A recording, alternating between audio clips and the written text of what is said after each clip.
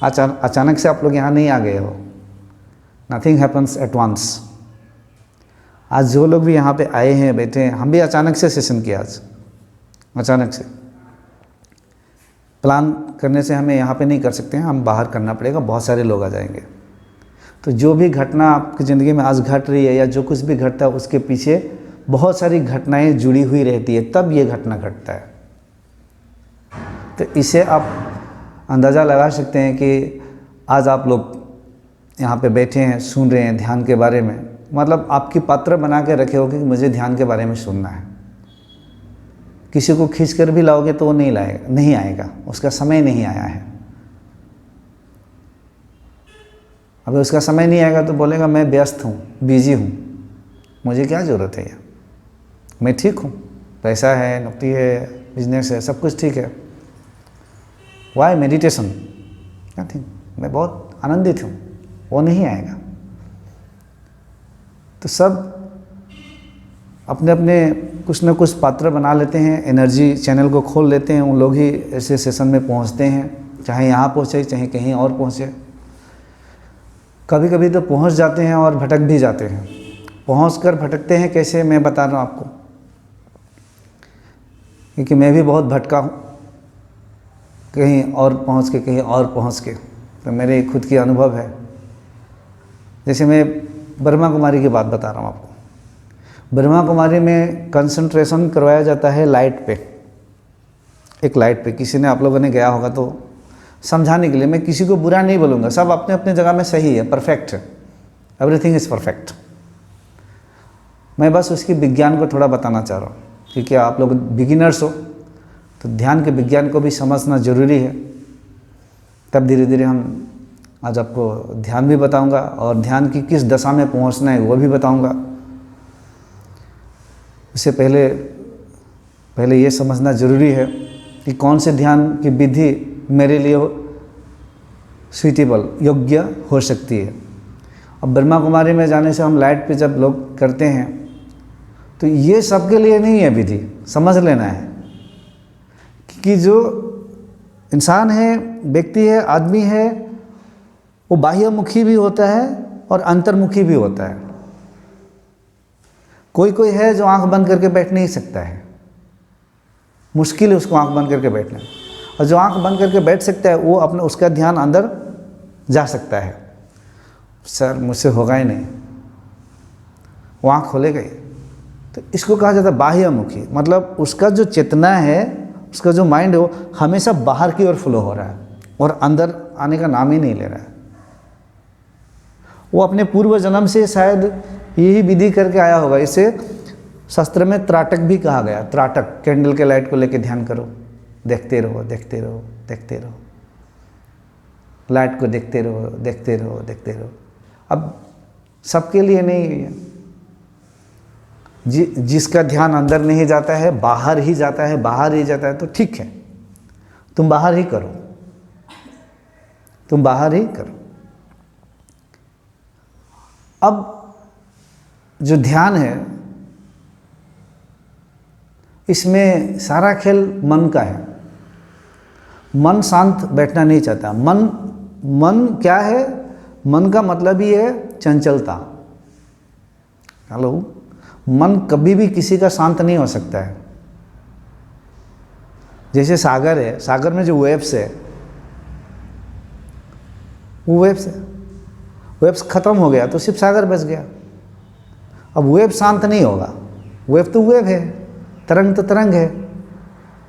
तो मन कभी भी किसी का शांत नहीं हो सकता। ये भी गलत बात है। लोग जो बोलते हैं कि मन शांत, हाँ कोई एक लेवल पे जाकर थोड़ा शांत हो, लेकिन संपूर्ण रूप से शांत नहीं हो सकता है। पहली बात तो ये है,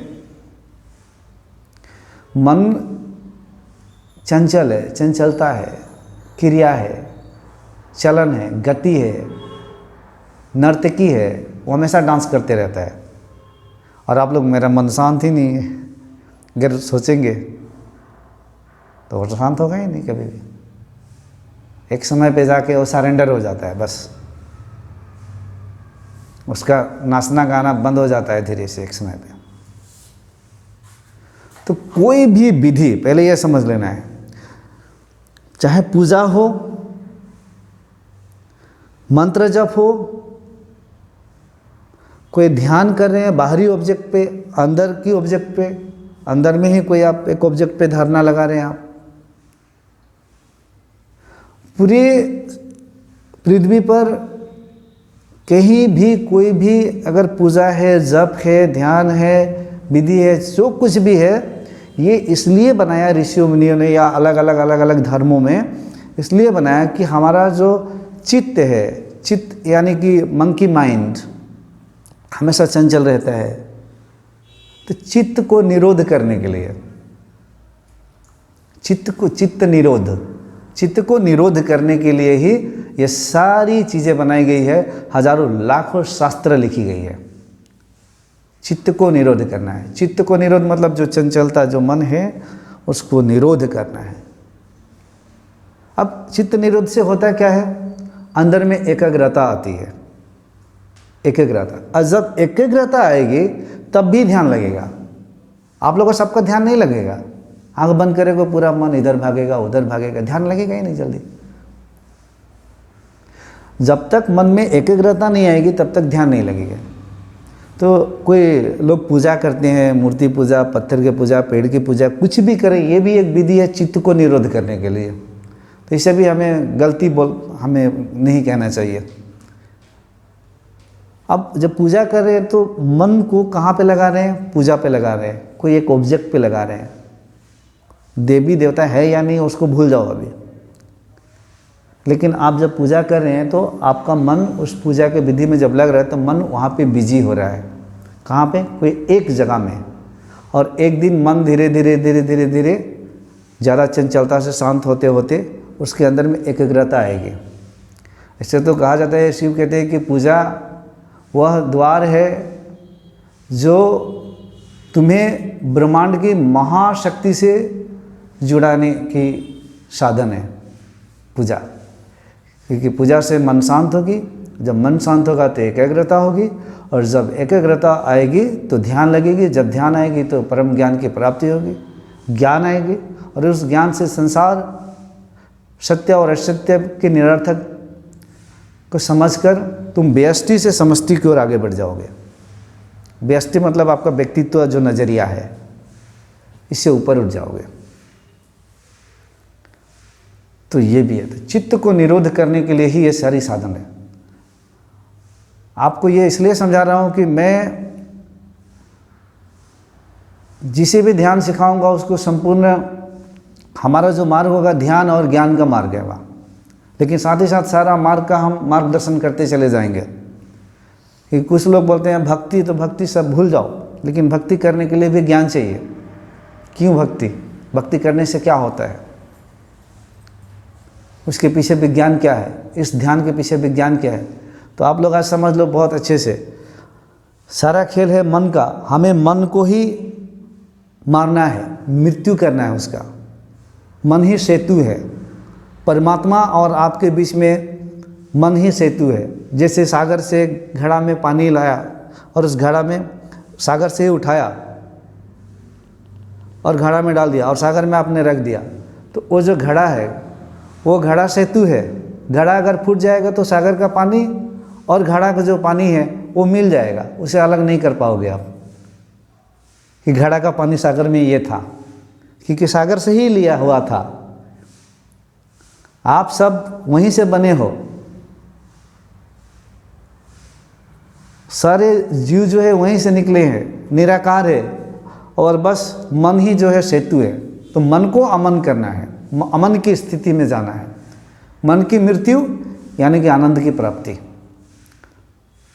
तो इसलिए यहाँ पे कोई भी जीव मरना नहीं चाहता है और कोई भी चीज़ मरना नहीं चाहता है।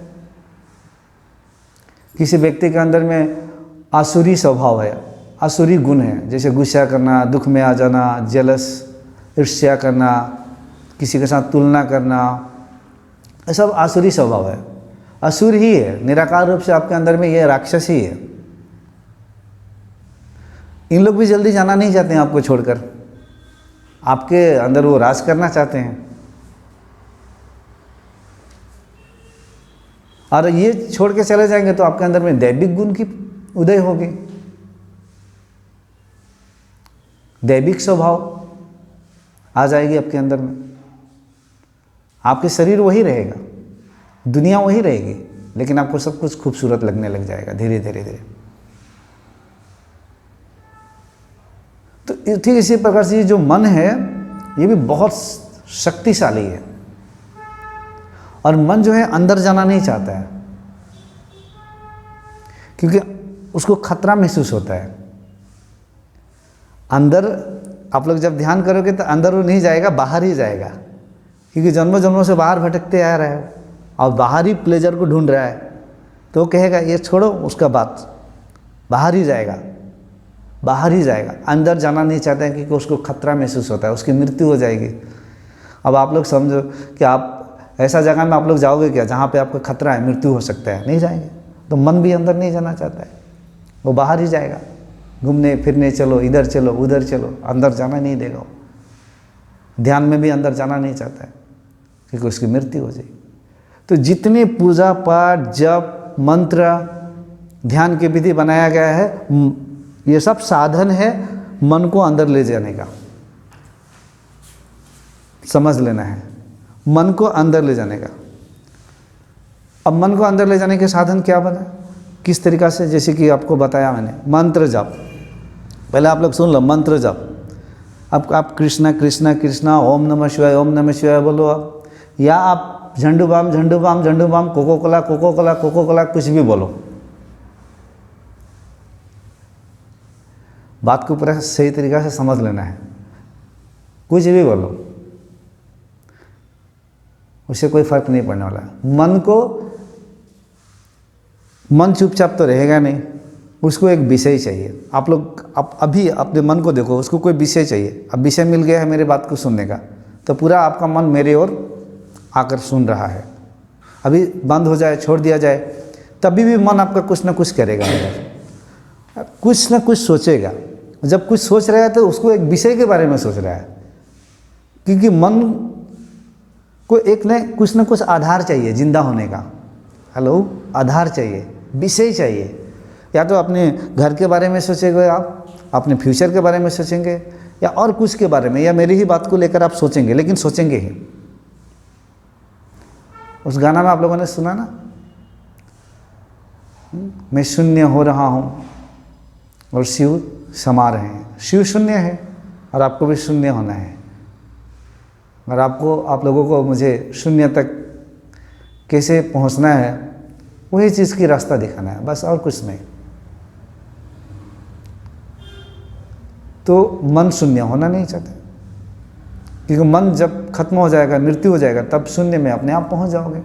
एक सेकंड के लिए भी, मिली सेकंड के लिए भी मन खत्म हुआ तो आप परम आनंद की स्थिति में चले जाएंगे। यही अमृत है। एक बार ये अमृत मिल गया, आप अजर अमर हो गया, आपकी मृत्यु भी नहीं है, कभी भी नहीं है। और आपको सब समझ में आ जाएगा कि मेरा ना जन्म है, ना मृत्यु है, ना मेरा शुरुआत है, ना अंत है, मैं तो अनादि हूँ। सब समझ में आ जाएगा। और एक बार, एक क्षण के लिए भी आपकी तार वहाँ जुड़ गई तो ज़िंदगी में कभी भी आप दुखी नहीं हो सकते हो। मन चंचल नहीं होगा। आपको पूरा दुनिया आपको गाली दे रहा है, पूरा दुनिया आपके अगेंस्ट में है, फिर भी आप खुशी रहोगे, मस्त रहोगे, आनंदित रहोगे, झूमोगे। यहाँ तक कि आपके घर में किसी को, एक सन्यासी था चाइना का, उसने अपने बीवी को बहुत प्यार करता था, लेकिन किसी कारण से उसकी बीवी की मृत्यु हो गई। अब मृत्यु हो गई तो उसको जो भी कुछ करना था वो सब कुछ किया, लेकिन शाम को एक पेड़ के नीचे जाके अपना एक बीना बजा रहा है। दुखी होना चाहिए था, लेकिन वो बीना बजा रहा है। उसको जो करना था वो कर लिया, लेकिन वो अंदर से दुखी नहीं था। वो गई, लेकिन वो बीना बजा रहा है और उसको सब कुछ पता है। तो ऐसे स्थिति हो जाता है, आप अंदर से दुखी नहीं हो सकते हो।